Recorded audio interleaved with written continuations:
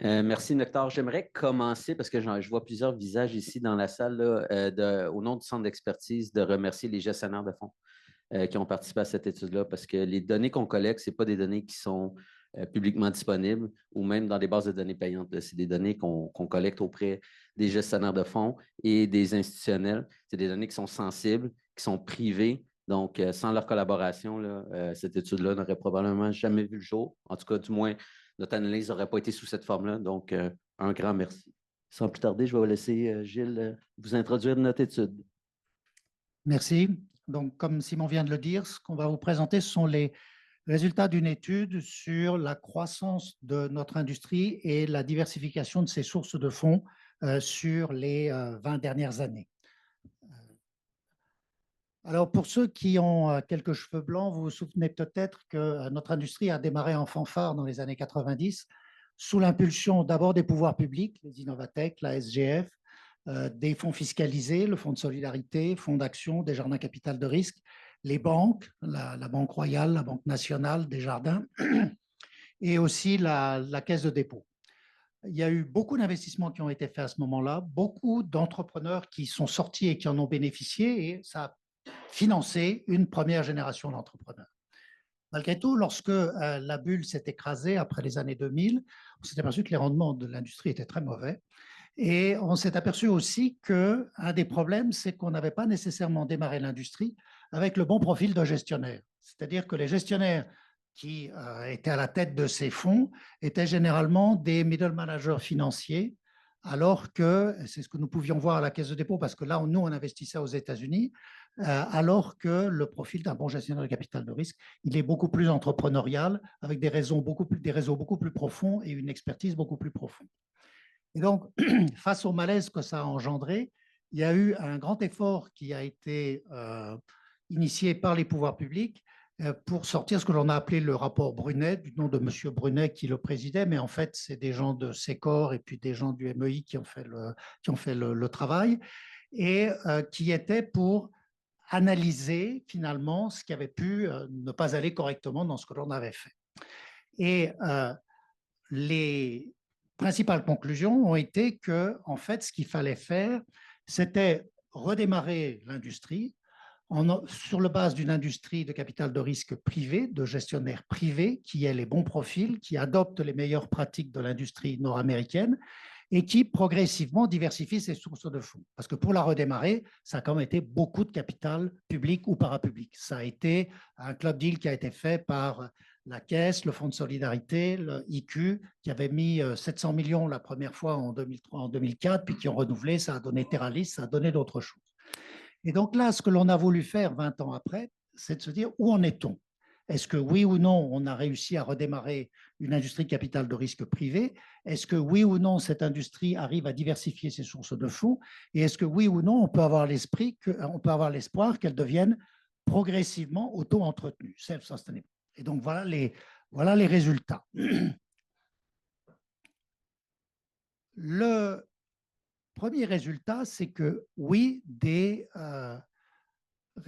progrès considérables ont été réalisés. Vous avez là en vert le nombre de fonds levés, en vert, enfin la ligne, et les bâtonnets, c'est les montants levés.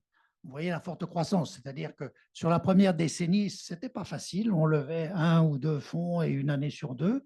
Et puis progressivement, il y en a eu de plus en plus. Puis c'est devenu de plus en plus les montants levés ont été de plus en plus importants. Et le nombre de gestionnaires de capital de risque privé, qui était uniquement de 4 en 2004, est passé quand même à 29 en 2023. 7 sont devenus ce qu'on appelle des gestionnaires établis, c'est-à-dire en sont à leur fonds 4 ou plus. Et les montants levés donc, ont été multipliés par 9. Et on a un flux relativement constant de nouveaux gestionnaires qui entrent dans le jeu. Donc, ça, c'est nettement réconfortant.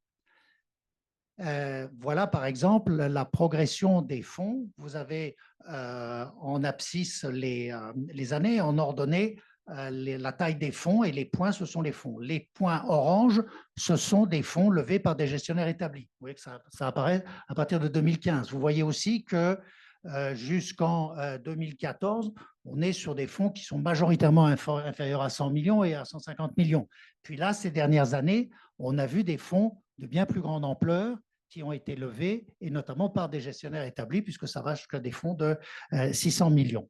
Donc tout ça est certainement positif. Diversification des sources de financement. Donc là, elles sont empilées. Le blanc en bas, ce sont les sources publiques et parapubliques québécoises, c'est-à-dire essentiellement le gouvernement du Québec, les fonds fiscalisés et la Caisse de dépôt. Au-dessus, en orange, ce sont les fonds d'origine fédérale, c'est-à-dire essentiellement la BDC. Et en vert pâle, ce sont les fonds qui sont soutenus par les programmes DICAP-Wiki.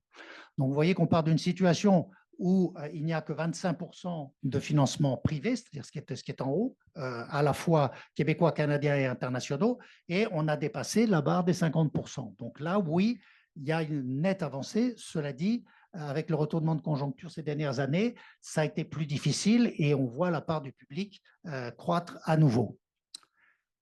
Alors, maintenant, venons-en aux choses qui montrent quand même qu'il reste beaucoup de chemin à parcourir. Là, ce que vous avez, donc, c'est en abscisse les années, et en ordonnée, c'est le pourcentage de financement public ou parapublic. Donc, ceux qui sont au-dessus de la barre rouge ont plus de 50% de financement public ou parapublic, et les points, ce sont les fonds. Ce que vous voyez, c'est que la distribution, en fait, est bimodale. C'est-à-dire, normalement, une distribution, bon, bah, tout le monde est plutôt coupé au milieu, et puis vous avez des extrêmes. Et là, en fait, vous voyez clairement que vous avez deux groupes. Un groupe qui est au-dessus de la barre et même au-dessus des 75%, c'est-à-dire qu'ils sont très, très largement dépendants des fonds publics et parapublics. Et puis un autre groupe qui s'en va plutôt vers les 100% privés.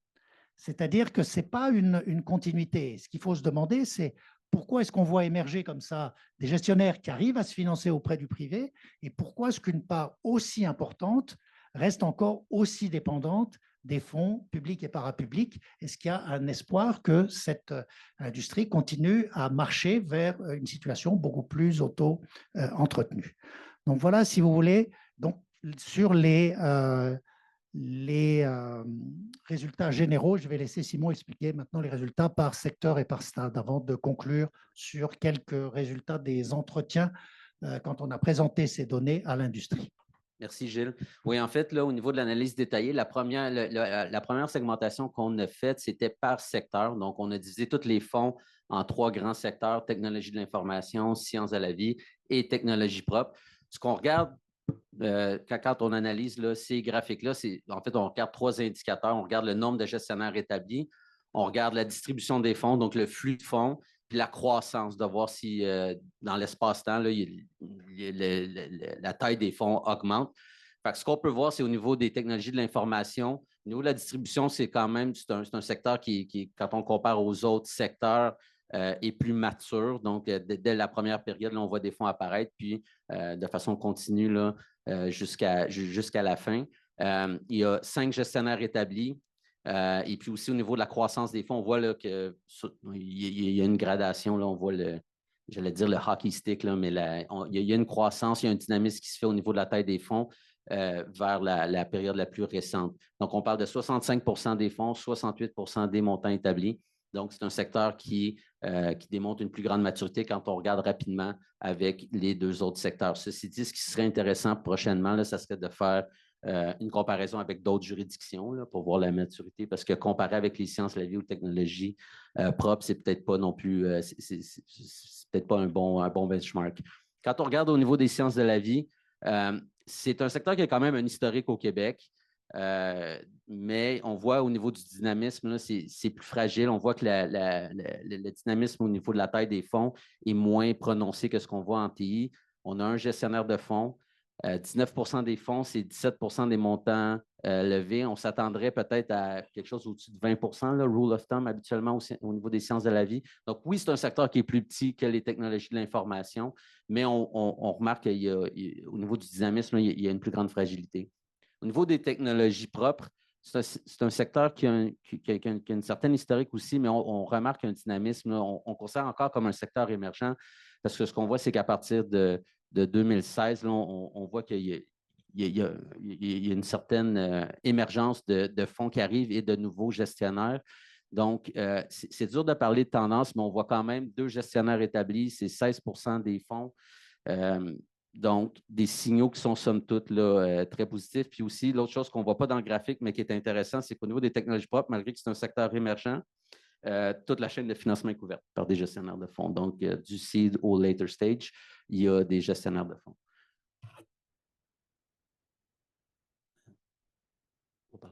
On va aller cette direction. Et voilà. Bon, au niveau de la diversification, ce qu'on voit là, c'est au niveau des technologies de l'information, on voit qu'il y a eu une progression du privé. Là, on part de 32% au début à 61% à la dernière période. Donc, il y a une part du privé qui a augmenté, là, puis de façon assez continue aussi. Donc, c'est somme toute un signal très positif. Au niveau des sciences de la vie, on voit que c'est plus difficile. Il y a eu un moment là, où il y a eu 51%, mais c'est plus anecdotique qu'une tendance. Là. En fait, la diversification, on la voit plus dans les sources publiques et parapubliques. Donc, on commence à 17%, on finit à 21%. Donc, au niveau des sciences de la vie, là, on voit que le financement est très dépendant là, des sources publiques et parapubliques. Alors que les technologies propres, on pourrait quasiment c'est quasiment un effet miroir là, quand on regarde les technologies propres par rapport aux sciences de la vie. On a commencé avec très dépendant au niveau des sources publiques et parapubliques, puis on voit qu'il y a une forte progression là, du financement privé. Donc, on part de 21%, puis on atteint 54% là, à la dernière période, donc une très belle progression aussi au niveau des technologies propres. Par souci de gestion du temps, je vais passer rapidement, mais en fait, la bimodalité que je vous ai mentionné, ce qu'on voit ici, c'est à peu près tout secteur confondu. Là, il y a beaucoup plus de fonds, peu importe comment on les segmente, là, beaucoup plus de fonds qui sont à majorité publique qu'à majorité privée. Ce qui est intéressant de voir, c'est qu'au niveau des TI, là, puis même dans les autres secteurs, c'est plus on progresse dans le temps, plus on voit des fonds à majorité privée qui apparaissent. Donc, ça, c'est un signe qui est positif à voir dans le temps là, comment que ça va se transformer. Au niveau des portraits par stade, donc, je pense le portrait d'intérêt là, pour ce podcast-là.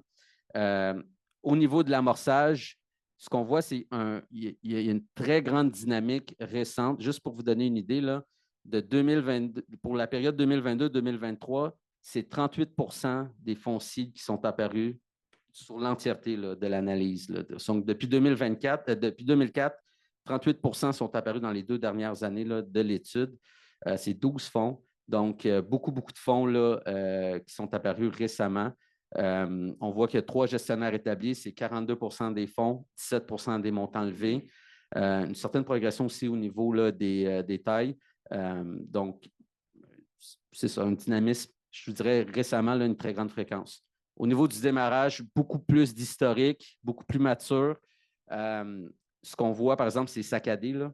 C'est par période la croissance, mais une très belle croissance. Puis au niveau du post-démarrage, c'est jeune, mais ce qui est intéressant, c'est que ça montre une maturité de la chaîne de financement. En fait, on n'avait pas avant, maintenant on en a.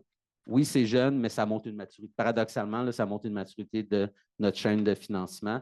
Donc, on a 2 gestionnaires établis, c'est 13% des fonds et je ne vois pas, c'est 30% des montants investis, excusez-moi.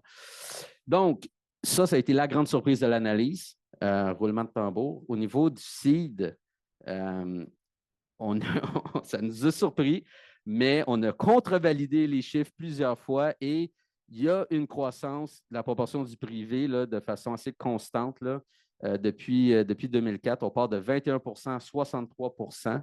Je vous dirais qu'il y a une composante quand même au niveau privé qui est très locale. C'est du privé Québec en majorité. Contrairement au démarrage, qui est un petit peu moins dynamique, mais il y a quand même une bonne proportion du privé. Là, on part de 29%, puis on finit à 47%, avec un pic à 61%. Mais la composante est plus hors Québec, là, soit Canada et même international. Sans grande surprise, par exemple, pour le later stage, ben, c'est fort, une proportion très forte là, du privé, puis je vous dirais même, là, encore une fois, là, à connotation internationale et canadienne. Au niveau de la bimodalité, la seule exception à la règle, c'est le later stage. Dans les autres cas, là, encore une fois, c'est une minorité de fonds là, qui sont financés majoritairement privés. La majorité, là, c'est du public, à part le post-démarrage. Juste pour terminer, il me reste 1 minute et demie. Après ça, on a présenté ces résultats à l'industrie Et on a essayé de réfléchir sur la bimodalité et sur les conditions de succès pour arriver à se diversifier, pour arriver à aller chercher des financements privés, pour arriver à bâtir des plateformes avec des fonds plus grands. Et il y a 3 choses importantes qui sont sorties en travaillant notamment avec ceux qui ont eu du succès là-dedans. Le premier, c'est l'internationalisation. C'est d'ailleurs comme pour les entreprises technologiques, on dit you have to be global from day one. Et ben, c'est pareil pour les fonds. C'est-à-dire, peut-être qu'on n'y arrivera pas immédiatement, mais ça doit être la vision.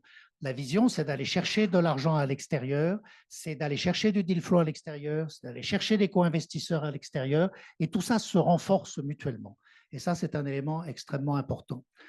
Le deuxième, évidemment, c'est le talent, l'expertise, les réseaux de l'équipe de gestionnaires. C'est-à-dire que les fonds qui ont du succès sont effectivement des fonds qui ont une grande expertise et qui ont déjà aussi cette internationalisation. Mais le point important là-dedans, c'est qu'il faut qu'il y ait une équipe de direction qui ait vraiment cette vision et qui soit prêt à investir là-dedans. Donc, à investir sur la dimension internationalisation, à investir sur la dimension du talent. C'est les fonds qui ont réussi, ils ont d'abord investi, ils sont d'abord allés chercher les bons gestionnaires. Peut-être qu'au début, tout le monde a mangé un peu de la vache enragée, c'était compliqué, mais c'est comme ça qu'ils y sont arrivés.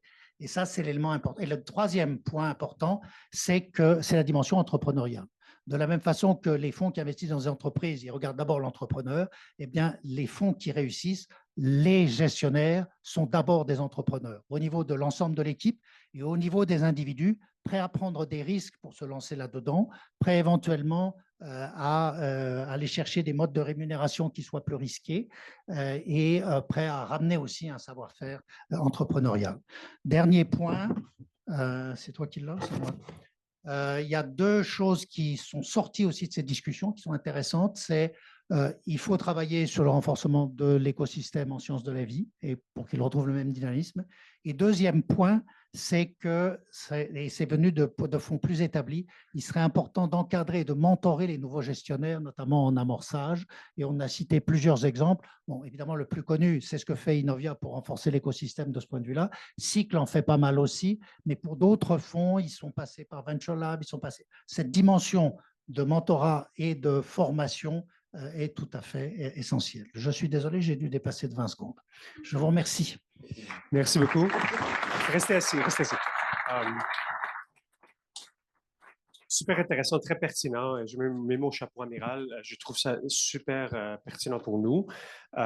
Et on ne va pas avoir le temps de questions pour votre séance. On va avoir du Q&A sur le panel, mais j'ai une question à vous poser quand même. Donc, on a parlé beaucoup de diversité de capital et vous avez mis lumière sur des pistes.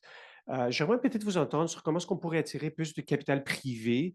Est-ce qu'il y a des incitatifs pour le corporate VC qui, on sait, est plus faible au Canada, pour les family office ou d'autres investisseurs privés? Est-ce que vous avez réfléchi à cette notion de carotte pour eux? Des carottes, il y en a à l'intérieur du programme VCAP VCCI et au niveau des fonds de fonds. Maintenant, ceux qui sont arrivés à vraiment se diversifier l'ont fait sans carotte. Ils l'ont fait parce que d'abord, ils avaient commencé à avoir de vrais résultats et ils l'ont fait par les réseaux qu'ils ont réussi à établir avec des sources de financement étrangères, avec des family offices, avec des anges, avec des... c'est principalement ça qui s'est fait. Au niveau corporate ventures, c'est un énorme problème canadien et encore plus renforcé au Québec. Il y a 2 choses là derrière. C'est que d'abord, on n'a pas tellement de grandes entreprises.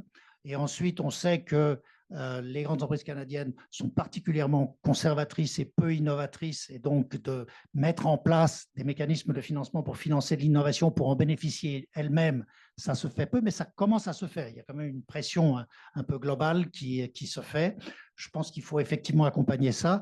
Mais à mon sens, l'effort le plus efficace que l'on peut faire pour aller chercher ces sources de financement privées, locales et externes, c'est d'abord de faire connaître notre écosystème. Faire connaître ses résultats, faire connaître ce qu'il fait localement et internationalement.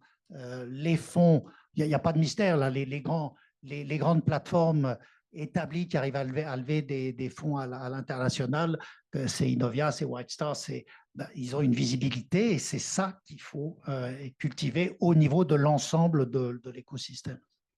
Dans notre première étude, on avait parlé beaucoup de connectivité. Puis quand on faisait les entretiens côté qualitatif, puis je vous invite à le lire, là, moi, ça a été une partie que je trouve qui est. J'espère qu'on y a rendu justice, mais les gens qu'on a pris en entrevue ont été très, très généreux, là.